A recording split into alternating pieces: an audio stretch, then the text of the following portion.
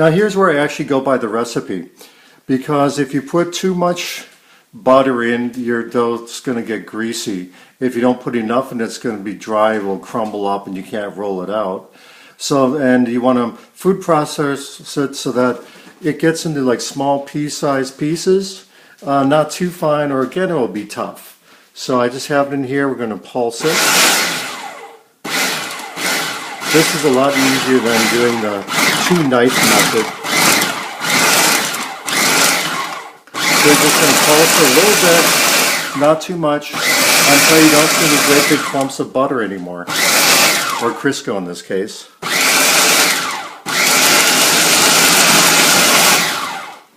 Let me see if that's good. I had a few clumps at the bottom, so I went in and stirred a little bit, and just to do a little bit more, and then show you what it looks like.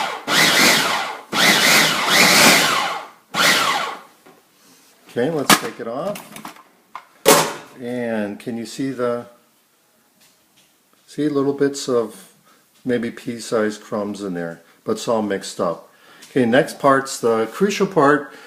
We're going to mix this with water. I'm not going to do this in the food processor because that really could get mushy quickly. So I'll do this one by hand. And it's a good thing that I didn't just put water in the food processor, because you see at the bottom I didn't have it stirred up enough and there are these clumps. So I'm going to go through with two knives. Well, you can't really see because I'm holding the iPad with one. And I'm going to make sure I get all the clumps out so it's smaller pieces. Okay, that looks better. Now we're going to take a third of a cup of like ice water, or really cold water, for each pie, double pie crust, so in this case double it.